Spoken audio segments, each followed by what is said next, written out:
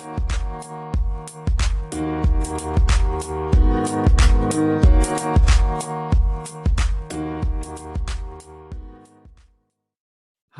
my name is Kunal, and welcome to the Geeks of the Valley podcast, which connects with some of the brightest minds globally who are leading their respective industries today to discuss the hottest upcoming industry trends and how their work is affecting the global economy. This morning, from the Austin, Texas area, we have a very special guest joining us, a serial entrepreneur and the COO of Newchip, the #1 remote accelerator and a VC fund. Please welcome Keagan Wernicke. Keagan, thank you so much for joining us today. Thank you for having me. It's a pleasure to be here, Kunal. And how are things with you in light of COVID? You know, I'm itching to get outside and see the world again. But all things considered, pretty well. It's COVID. COVID has actually been pretty good for us in that, with everything shifting to remote and us being a remote accelerator and helping entrepreneurs get funded online. We've been getting a lot of attention lately. We've been able to actually expand and grow the team. And what's really important to us is we've been able to help entrepreneurs continue to grow, continue to raise money, even with all the chaos and uncertainty in the world. So I'm very glad to be doing what I'm doing and doing my part to help make things a little bit better despite all the craziness. Fantastic, Keagan. Let's jump into the first question, shall we? Sure thing. Tell me about yourself and your background and how it led you to the path of jumping into the VC industry. Yeah, sure. So I think my journey began when I decided to drop out of college, kind of a stereotypical entrepreneur route to getting involved in startups and all that stuff.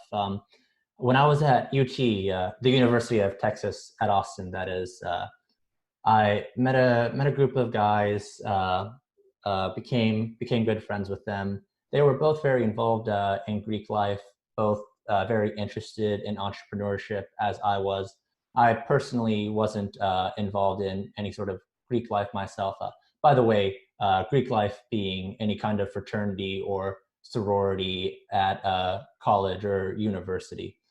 And one of the things that they had noticed, or that we had noticed, was that these organizations spent a ridiculous amount of money on apparel, on T-shirts. Really, some organizations would spend upwards to $50,000 on T-shirts or koozies or promotional gear in just 1 year, and it was so important to those organizations that they would actually dedicate an officer. They would call them T-shirt chairs that would be elected by the organization to facilitate all the T-shirt orders and distribution to all of the members within their organization. And that process was extremely chaotic. It involved going to each member one by one, recording their data in spreadsheets, getting quotes from companies, getting quotes from design companies, and finally they get this massive box of T-shirts or koozies or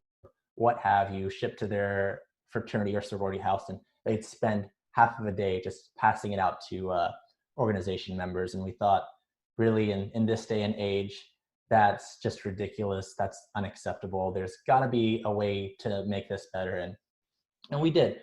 We built an e-commerce company that the goal was to cut down the time spent, cut down the pain points involved in ordering T-shirts for these organizations. And really, we were able to cut down the process and cut down the time spent by these officers by a factor of 10. So we checked that box, that kind of corny saying in Silicon Valley, where if you want to build a company, you've got to make a 10x improvement. I'd say that we were able to do that with our company. What we ended up building, I always call this more of a tech company when talking about this experience, more so than a T-shirt company, was we built a system that allowed for us to, it's really simple, really.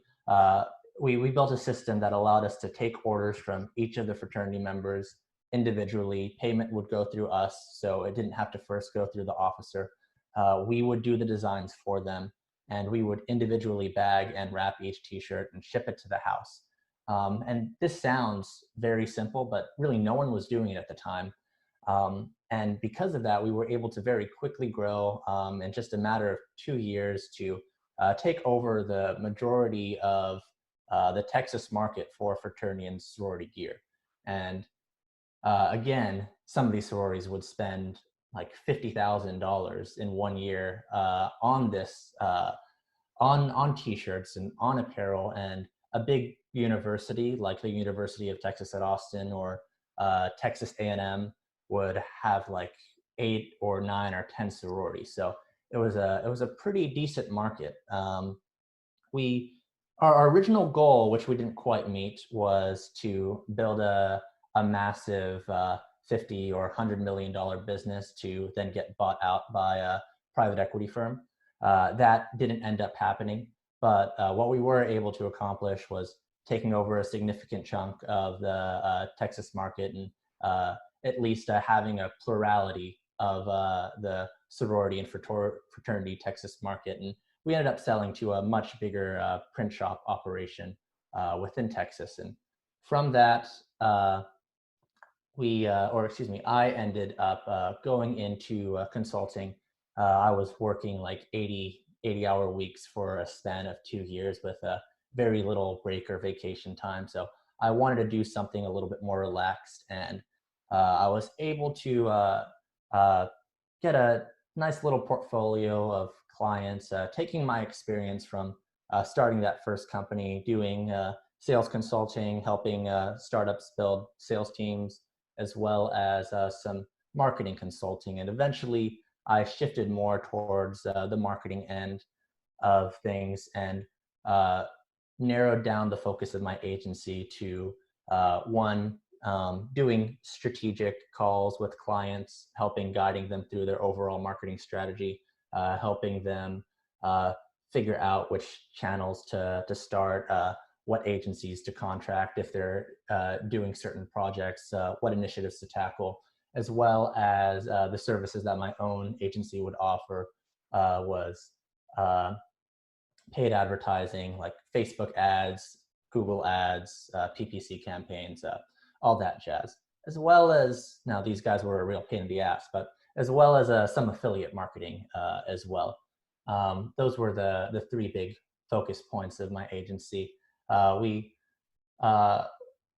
that point, we were able to bring in just a few $100,000 in revenue when Ryan approached me to do some work for his company, Newchip, and this was just 9 months ago, actually.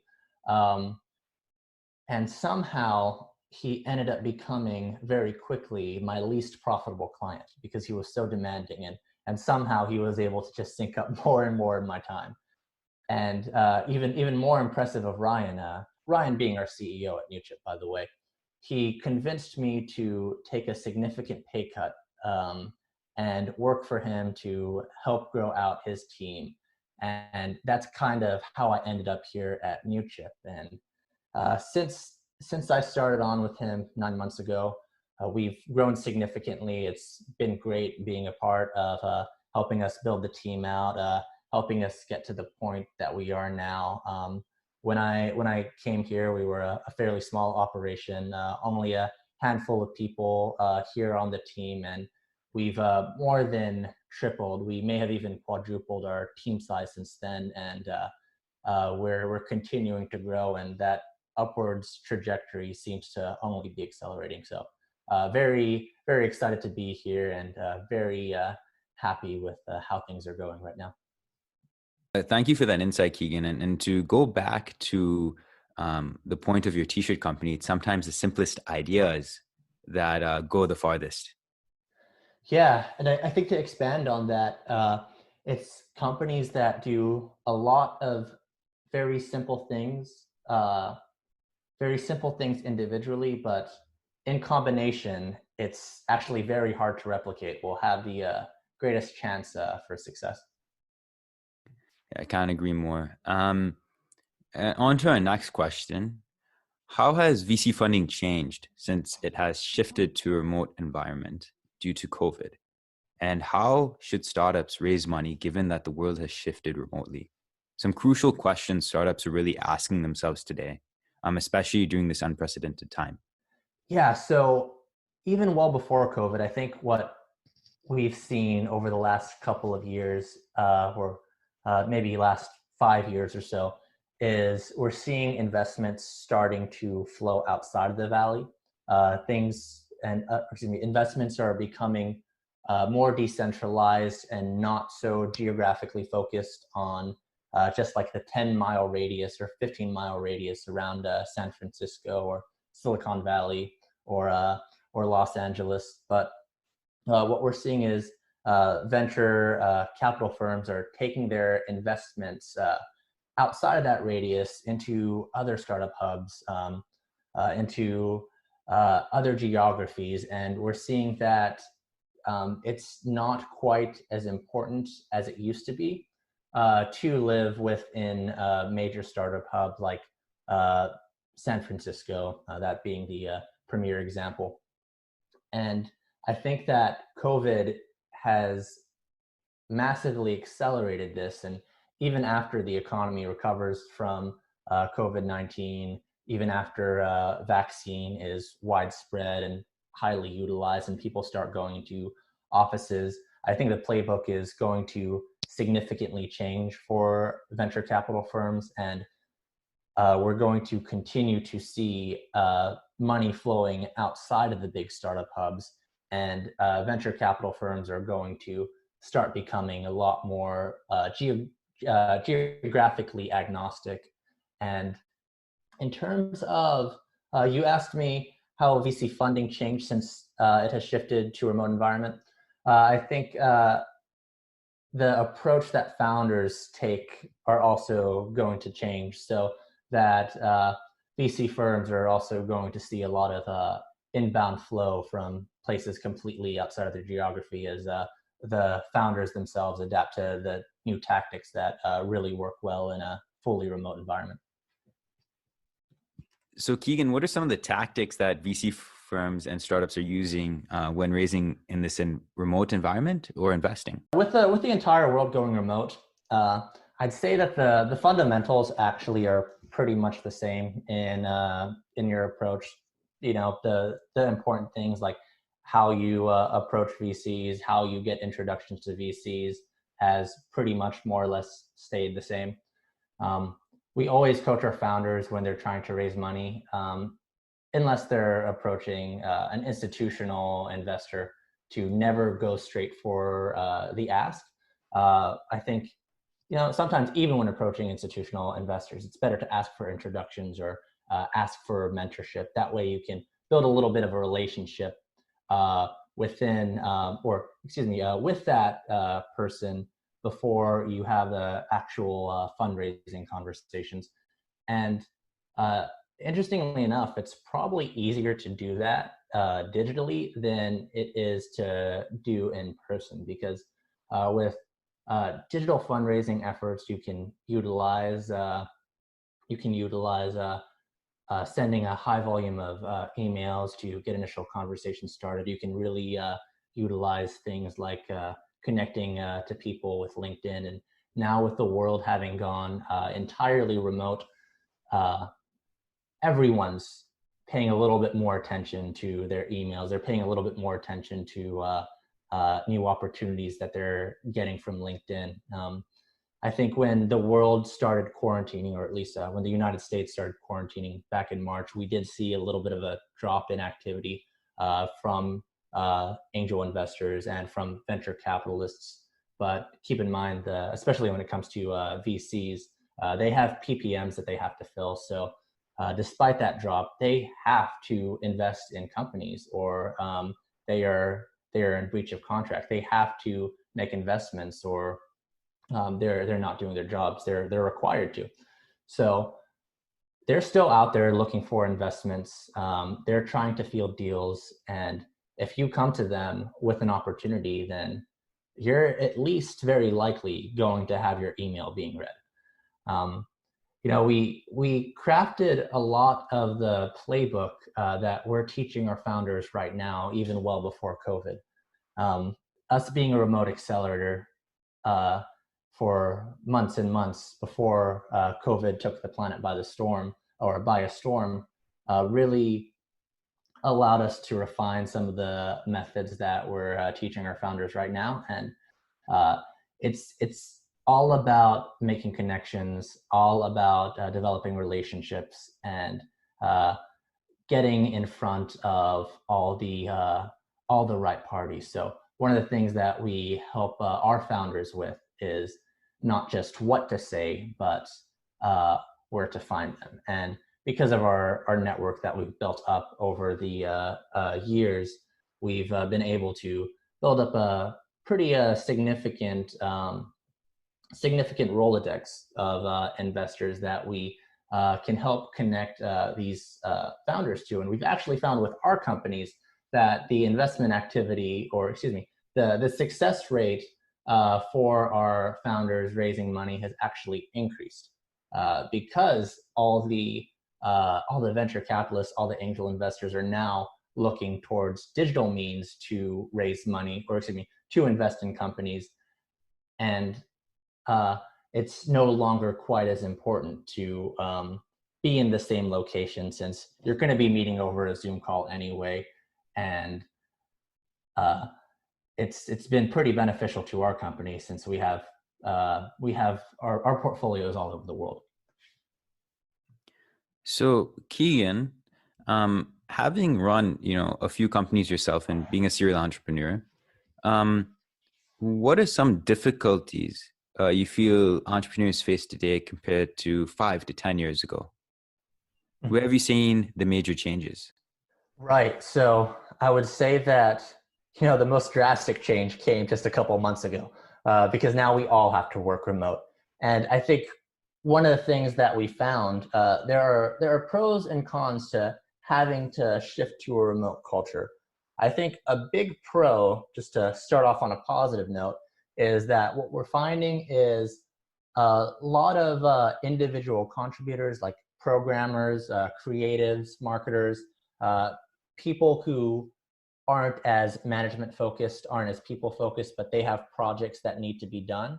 Um, those IC roles, I think, have actually gotten a lot more efficient, so long as that you're keeping your team motivated.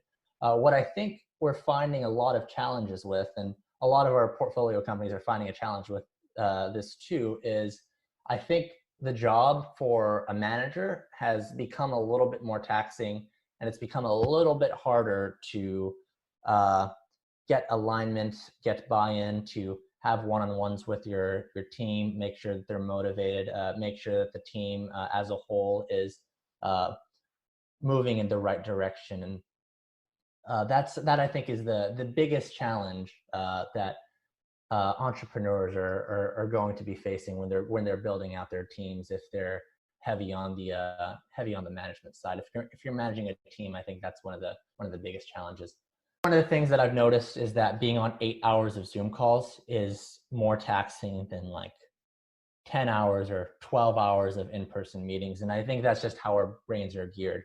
It's a little bit jarring to our brains to see a 2D image and a face moving and sound coming out, and not being able to interact face to face. Reading body language is a lot more difficult. We're not geared to have Zoom meetings all day, instead of being able to meet with someone in an office and hash things out, or whiteboard out a project.